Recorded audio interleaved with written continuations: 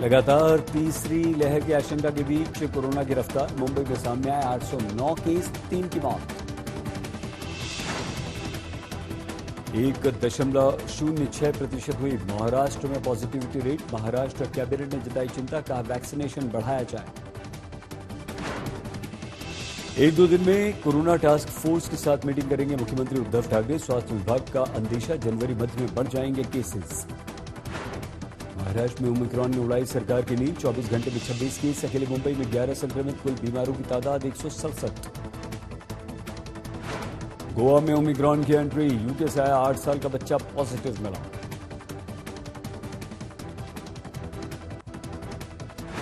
अहमदनगर के स्कूल में 70 बच्चे कोरोना पॉजिटिव। स्कूल बना कंटेनमेंट जोन, 3 स्टाफ पॉजिटिव।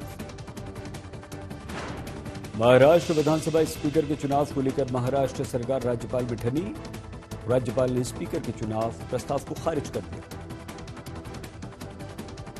राज्यपाल ने सीएम ठाकरे को पत्र लिखकर वोटिंग की प्रक्रिया में बदलाव को बताया असंवैधानिक। राज्य सरकार ने गुप्त वोटिंग की जगह वॉइस वोट से चुनाव कराने की सिफारिश की थी। बदलाव को असंवैधानिक बताए जाने पर शिवसेना सांसद संजय राउत का पलटवार। कहा कि राज्यपाल के लिए जरूरी है मंत्रिमंडल की सिफारिशों को स्वीकार करना। रायपुर धर्म संसद ने कालीचरण का विवादित बयान। कहा अगर बना मुस्लिम पीएम तो देश में बनेंगे 30 साल पहले वाले कश्मीर जैसे हालात। महात्मा गांधी को गए अपशब्द, हो रही है चौतरफा निंदा। बापू के अपमान पर एनसीपी नेता नवाब मलिक ने किया ट्वीट। बापू हम शर्मिंदा हैं, तेरे कातिल जिंदा हैं। शिरडी में नाइट कर्फ्यू के दौरान बंद रहेंगे बाबा के कपाट। सुबह 6 बजे से होंगे दर्शन। सलमान खान आज मना रहे हैं अपना 56वां जन्मदिन। घर के बाहर बधाई देने के लिए फैंस की लगी भीड़। सलमान खान की तबीयत अब बिल्कुल ठीक है। सांप काटने के बाद हुआ था अस्पताल में 6 घंटे तक इलाज। सलमान ने खुद बताया कैसे सांप ने उन्हें काटा। 296 अंकों की बढ़त के साथ 57,420 पर बंद हुआ सेंसेक्स। 82 अंक बढ़कर 17,086 पर निफ्टी बंद। शेयर बाजार में तेजी से भारत में 126 पर पहुंची। अरबपतियों की संख्या 2020 में आंकड़ा था 85। 1 जनवरी को किसानों के खातों में आएगी पीएम किसान की 10वीं किश्त। नए साल के पहले दिन मिलेगी 2000 रुपए। 14 करोड़ के पार पहुंचा ई श्रम पोर्टल पर रजिस्ट्रेशन का आंकड़ा। 52.5% महिलाएं, 47% से ज्यादा पुरुष। पेट्रोल को लेकर नियमों में हो सकते हैं बदलाव। पीयूसी सर्टिफिकेट के बिना नहीं मिलेगा आपको पेट्रोल। डिलीवरी बॉयज को पेट्रोल वाहन की इजाजत नहीं।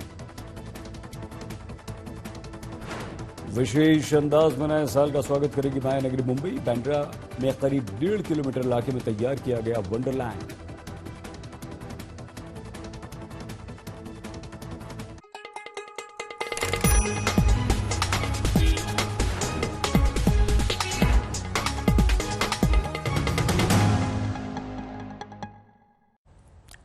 नमस्कार, आप देख रहे हैं आज तक। आपके साथ मैं हूं सईद अंसारी। स्वागत है आपका मुंबई मेट्रो में। महाराष्ट्र में अब कोरोना के एक्टिव केस 10,000 हो गए। एक्टिव केसों को राज्य में दोगुना होने में सिर्फ 20 दिन और तिगुना होने में मात्र 3 दिन लगे हैं। केसेस बढ़ने की रफ्तार ने महाराष्ट्र की सरकार को चिंता में डाल दिया है। मुख्यमंत्री उद्धव ठाकरे ने 1-2 दिन में राज्य कोविड टास्क फोर्स की मीटिंग बुला ली है। महाराष्ट्र की टास्क फोर्स ने अगले 2 हफ्तों को बहुत ज्यादा महत्वपूर्ण बताया है। देश में कोरोना बहुत तेजी से फैल रहा है, महाराष्ट्र में सबसे तेज।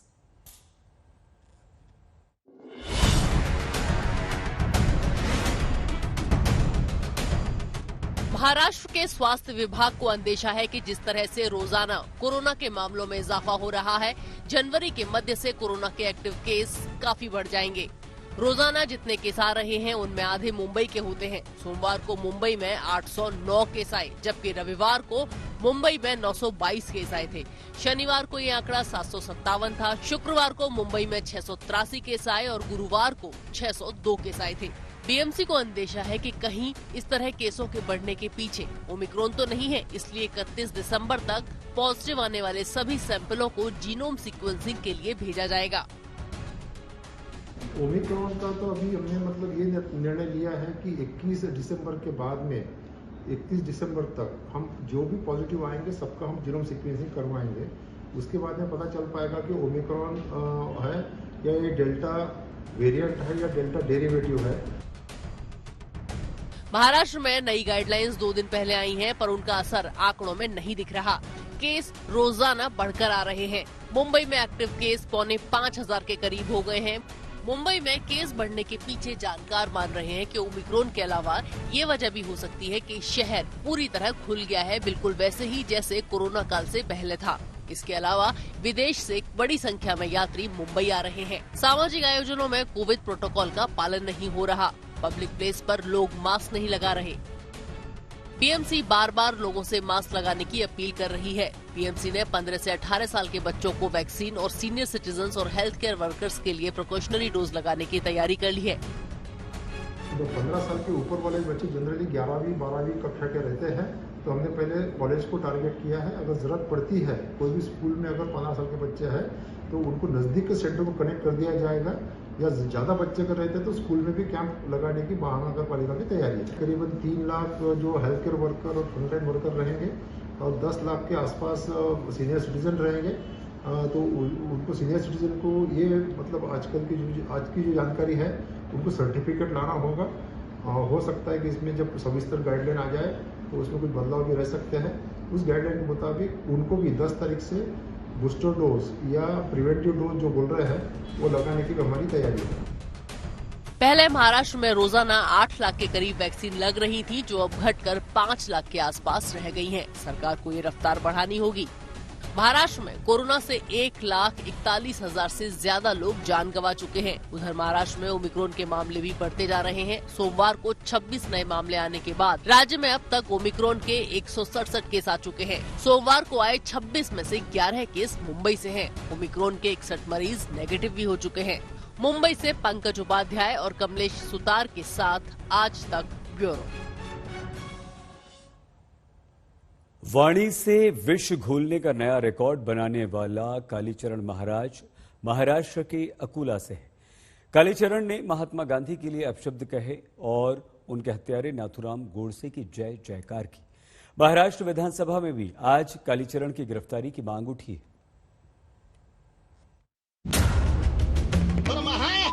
वो मोहनदास करमचंद गांधी ने सत्यानाश पेल दिया। नाथूराम गोडसे जी को नमस्कार है।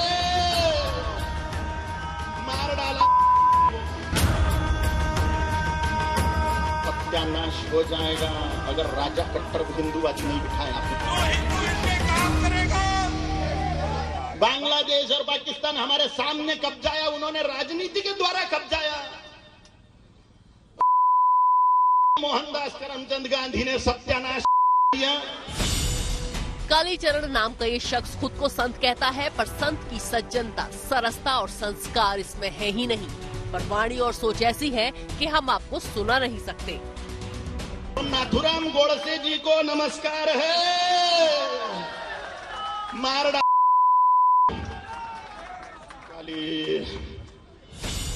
रायपुर में धर्म संसद लगी थी। वहां कालीचरण ने सारी मर्यादाओं, विवेक को ताक पर रखकर ऐसा जहर घोला कि हर कोई अवाक रह गया। कालीचरण के खिलाफ रायपुर में केस दर्ज हो गया है। मुंबई में चल रहे महाराष्ट्र विधानसभा के शीत सत्र में इसकी गिरफ्तारी की मांग अल्पसंख्यक मंत्री नवाब मलिक ने उठाई, तो बीजेपी नेता सुधीर मुनगंटीवार ने सवाल किया कि कालीचरण अकोला से है, एमवीए सरकार कालीचरण के खिलाफ एक्शन क्यों नहीं ले रही। निश्चित रूप से महाराष्ट्र सरकार भी देखेगी कि इस तरह के मानसिकता के लोग जो बापू को गरियाएंगे, लोगों को भड़काएंगे, गोडसे का महिमा मंडन करेंगे, हम उसे बर्दाश्त करने वाले नहीं। ये अकोला में कालीचरण का घर है। उसके पिता के मुताबिक बचपन में कालीचरण का मन पढ़ाई लिखाई में नहीं लगता था। वो शरारती था, इसलिए उसे एक रिश्तेदार के पास इंदौर भेज दिया गया, जहाँ कालीचरण भैयूजी महाराज के संपर्क में आया। क्या कहा है मुझे मालूम नहीं और मेरी इसके बारे में कोई भी प्रतिक्रिया नहीं है। वो उसके पढ़ने में दिलचस्पी नहीं थी, वो पहले से परमार था और भगवान की तरफ था उसका। हाँ। सोमवार को अकोला में कालीचरण के खिलाफ एफआईआर दर्ज करने के लिए कांग्रेसी कार्यकर्ताओं ने पुलिस स्टेशन के सामने धरना प्रदर्शन किया। अकोला से धनंजय साबले के साथ आज तक ब्यूरो।